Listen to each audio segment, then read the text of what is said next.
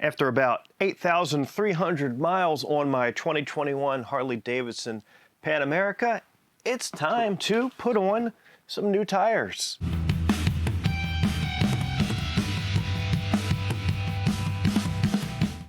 So welcome back to the channel. Thanks for watching. And yes, today in the garage, it is new tire day for my Harley Davidson Pan America. I went with the Michelin Anakee Adventure tires here. They're a 80/20 tire, well suited for the type of riding that I generally do.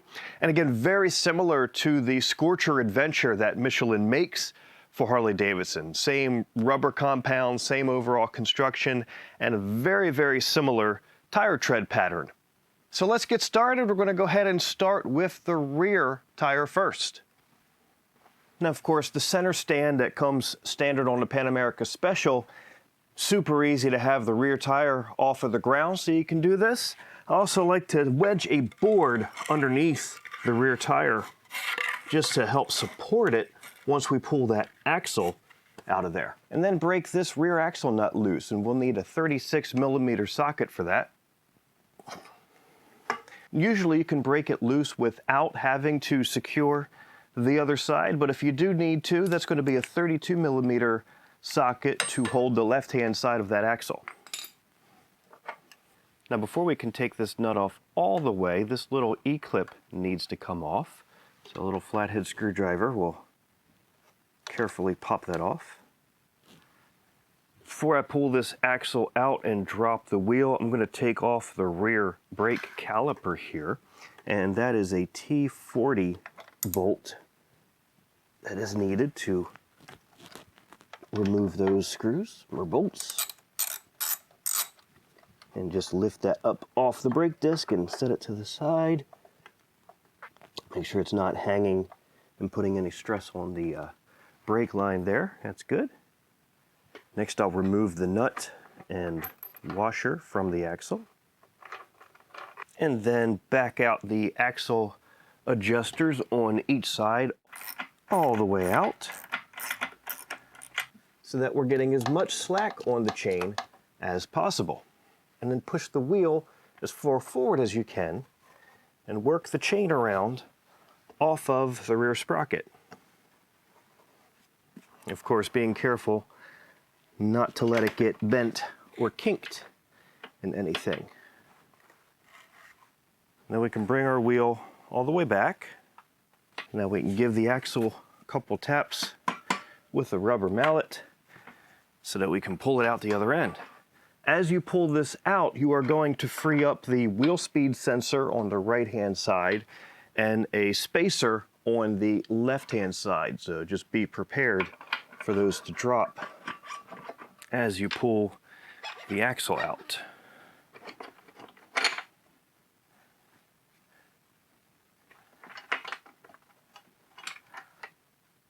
There's the spacer. We'll go ahead and slide that onto the axle.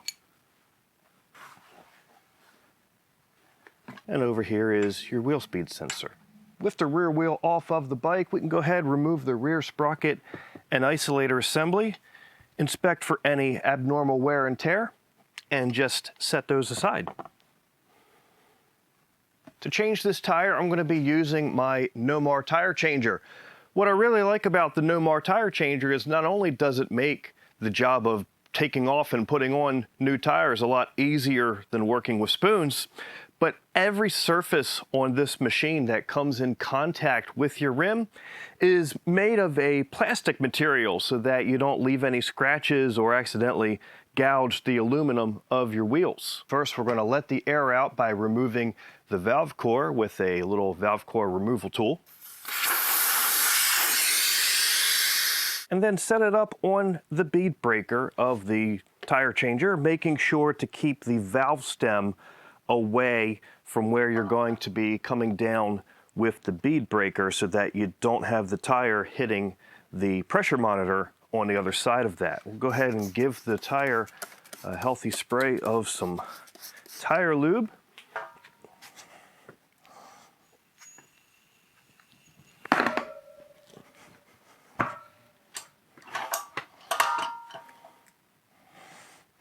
And of course, notice that I have a wooden block under the other side of the tire as well to keep the brake disc off of the floor.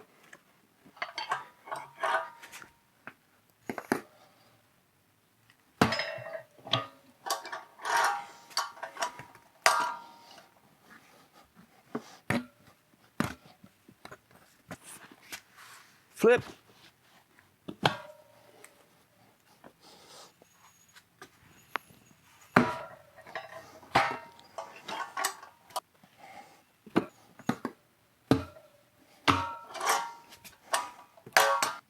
And then secure the rim onto the changer, locking the outside edge of the rim onto the plastic spools. And I like to do it brake disc side facing down.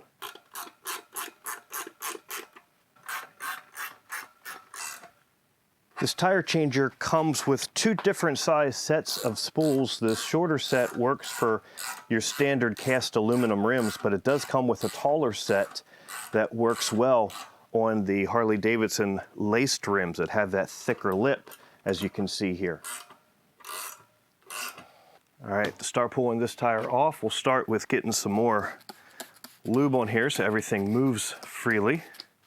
And then we use this mounting and demounting bar that comes with the kit to get underneath the lip of the tire here. And then turn it to kind of lock it in place like that. And then making sure that the tire is moving into that drop center section of the rim, we're going to carefully lift up the tire up and over the lip of the rim here, making sure that we support and push the tire wherever and make sure it's not binding up, because we want to make sure that we're not stretching the tire. All right, then we bring that bar over like that, swing our support arm over, and then we lock this down against the wheel bearing. A little more lubricant.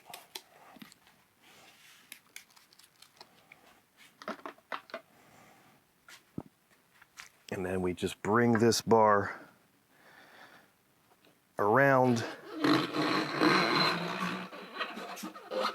easing the tire off like so.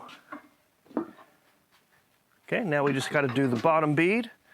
So get this out of the way. Lift the tire up a little bit so we can bring it in, make a gap, get the tool down in there, lock in place.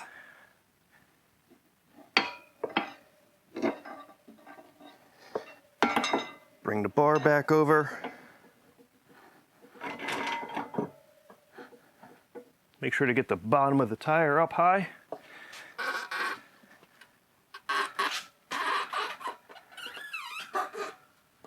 And voila. Now, before I put my new tire on this rim, I'm going to take the wheel off and I'm going to take this opportunity to check a few things, such as the condition of the wheel bearings. And I'm going to use my wheel stand to check both the lateral, the side to side, and the radial, or up and down, movement of the rim. The spec for that for the Harley Davidson laced wheels is 0.05 of an inch, which happens to be just a little bit smaller than the width of this penny here. So you can either eyeball it using a gauge rod on the wheel stand. If you want to get a more precise reading, you can use a dial indicator gauge. But if you use that dial gauge, be aware that you're just looking for the overall sweep of the needle from the high spots to the low spots, and ignore any quick little spikes or jumps that you might see as you spin the rim, as that's just due to imperfections due to the manufacturing process. Now we'll get the rim mounted back onto the tire changing stand, and we got to make sure that we put this tire on with the right side facing up, with the correct side facing up as far as rotation goes. There's a mark on this tire indicating which way it is designed to rotate, as I'm looking at my wheel with the sprocket side up, I know that this wheel is going to rotate counterclockwise as the motorcycle moves forward. So the tire rotation, there's my mark right here, pointing this way. So looking at this face of the tire, it also goes counterclockwise, so that's good. So what I'm going to do, this is the bottom part of the tire. It's going to go on like this. Before I do that though, I'm going to put some lubricant, some tire lube. I'm going to use the paste this time, just on the inside part, not where it seals against the rim, but on this flat surface here that's going to be pushed over the rim as I mount it. Usually I like to let my tires sit outside in the driveway in the sun for a while to try and soften up a little bit before I mount them. I did do that with this tire. It was sunny when I started, but it's getting a little late in the evening now and the sun's gone down, so I'm not sure how much that helped me out here. I'm gonna start from over here and see if we can just kind of wrestle it on as much as we can. There we go. One of the reasons that I don't want to use a whole lot of tire lube when I'm putting the wheel or the tire back on is because I'm going to use balancing beads in this tire, and having too much lubricant in there might make them stick together and not work as well. And I'm going to try something different this time. Usually I pour these in through the valve stem, and it's a pain in the butt, right? Having all of these beads try and filter through that valve stem, with the valve core out, it takes a while. So I'm going to try and just pour them into the tire before I finish mounting it, and try my best not to have them spill out everywhere as I finish.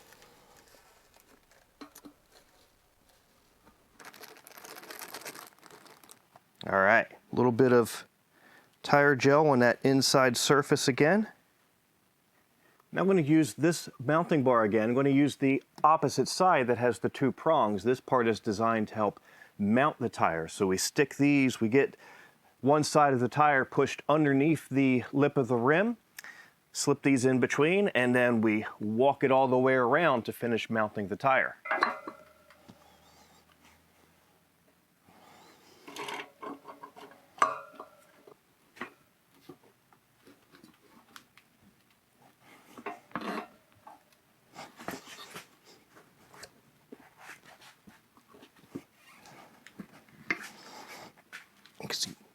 As you can see, new tires go on with a little more effort than the old ones come off.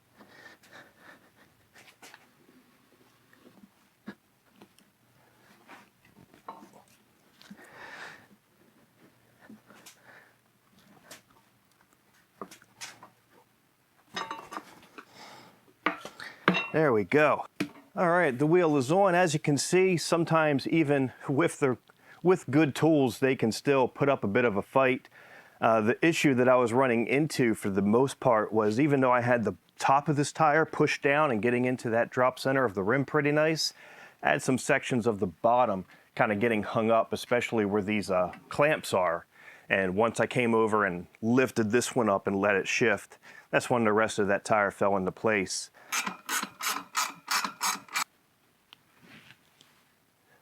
Set the bead.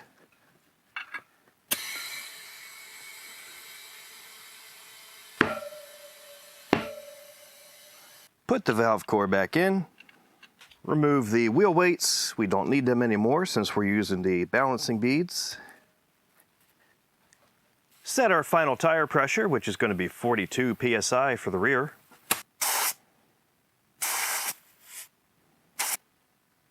Add some anti-seize to the inside of the wheel bearings and the spacer, as well as the rear axle. Reinstall the isolator and rear sprocket back into the wheel hub.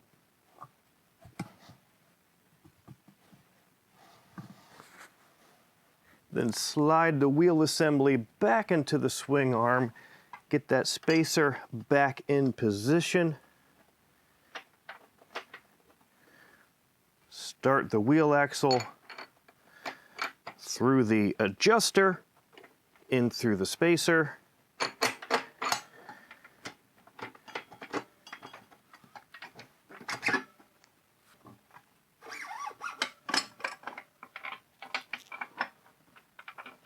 And through the wheel speed sensor on the other side.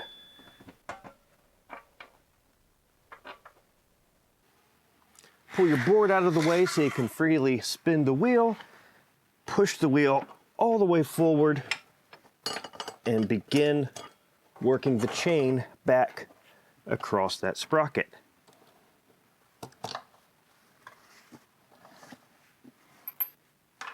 Start threading the axle nut on for now. We're not going to tighten it yet. Now we just have to set the wheel alignment and the chain slack. And I do have another video I made a while back on doing that, but there's a mistake in that video as far as the wheel alignment. I tried to get fancy measuring off of the inside machined edge here, and I measured to the inside lip of the axle. However, that's not the same on both sides of the axle. They're off just a little bit, so using that as your reference mark is going to throw it off a little.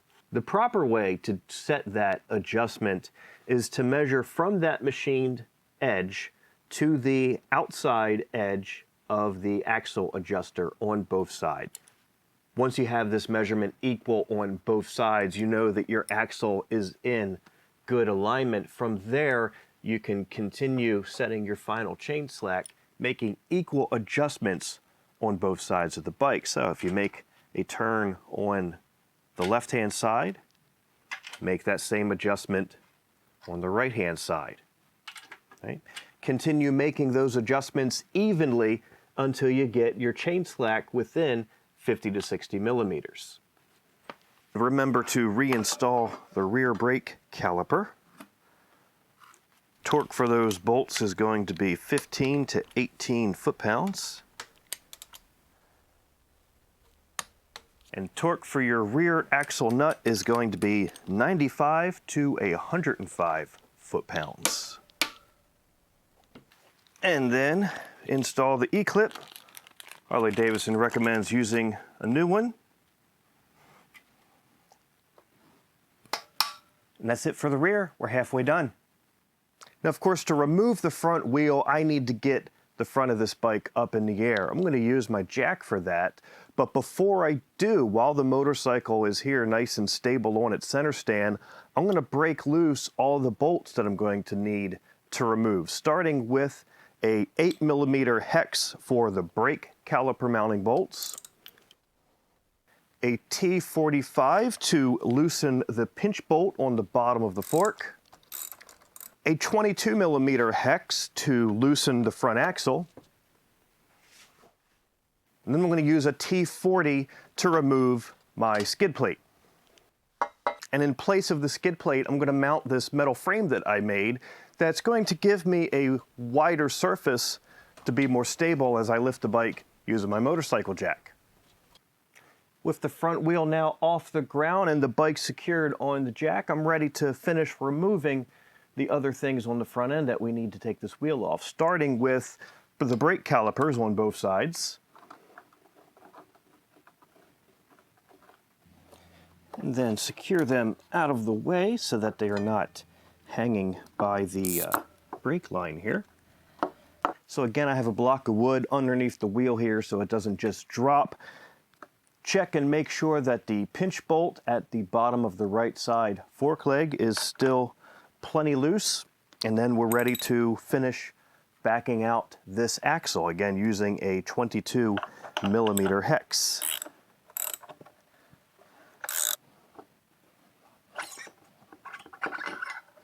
All right, as you pull that out, the left side wheel spacer, or excuse me, the left side wheel speed sensor, there's no spacers on the front, but that wheel speed sensor will drop down and bring the wheel out of the way. All right, now we're ready to do the tire change, and it's going to be very similar to everything I did on the rear tire. Now, even though this particular rim has a pretty obvious marking on it for the rotation direction, not all of them do, so I've just gotten into the habit of putting a piece of tape on a brake rotor, marking which way it rotates before I pull the tire off. And from there, the process is the same as the rear, removing the valve core to let all the air out. Brake into bead, again, being careful to do it away from the valve stem so as not to damage the tire pressure monitor. Mounting the wheel on the tire changer, old tire comes off.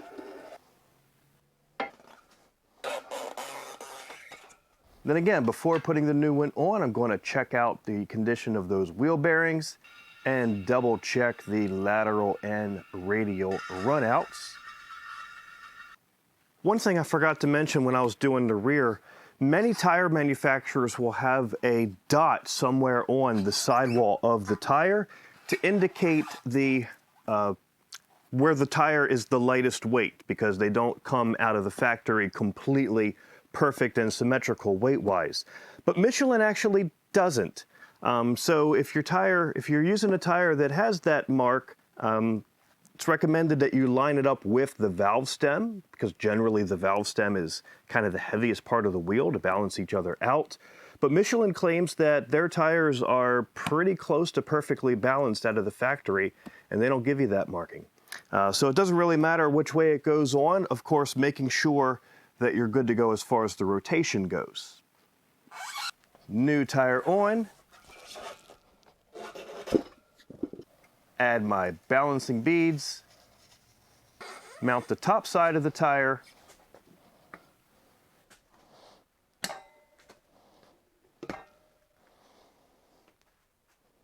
Seat the beads to the rim, removing the wheel weights off the rim since I won't need those anymore with the balancing beads, and set the final air pressure. And of course, that's going to be 36 psi for a front tire on a Pan America. And the only thing on the front wheel that gets anti-seize is going to be the right side wheel bearings. Now we just get the wheel back on the bike and put everything back on. So mind your rotation to make sure that you have the wheel going back on the bike with the correct rotation there. Line it up in between the forks, and of course that wheel speed sensor is going to have to be there on this side for the axle to go through.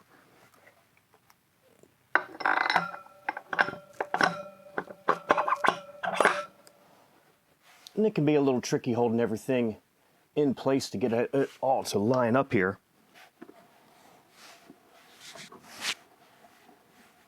I'm not going to set any final torque on the axle right now. I'm just going to get it nice and snug.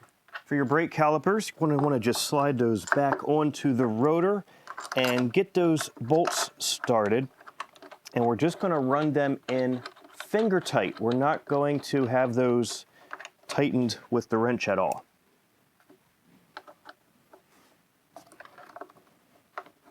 And you need to have both front brake calipers mounted that way with the bolts just snug down finger tight.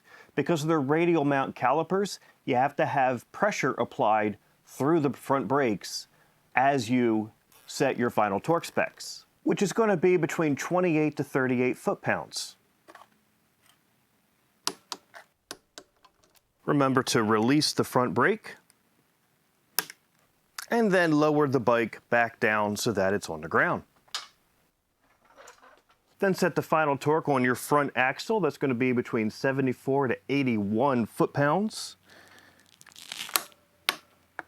Then your bottom pinch bolt, which is just 11 to 15 foot-pounds. Of course, then I just need to remove my little lifting plate and put the skid plate back on. And if you were wondering, the torque spec on the skid plate bolts is 14 to 18 foot-pounds. Now I'm done. 2 brand new tires full of fresh little nubbies just waiting to be worn off out on the road. So I do like my Nomar tire changer. My intent was not to really do a complete review of the tire changer for this video, but I really wanted to show that this does work. This particular tire changer does work well for the laced wheels on the Pan America with that thicker lip that some other tire changers have a challenge with. It is a bit on the spendy side. I forget the price at the moment. It's like about $600 depending on the options that you get. I paid full price for the thing. I'm not getting any kickbacks by promoting it, just, sharing the information. And for me, it's definitely been worth it, at least this year. I have 5 bikes in the garage, and it just turns out that this year, 4 of them all needed a tire change. So it's definitely helped me. I'll put a link in the description to their site if you're interested in checking out their products. Again, I don't get any kickbacks from them. I didn't get any discounts, just sharing the information of what's worked for me. But that's it. As always, ride safe out there. Thanks for watching.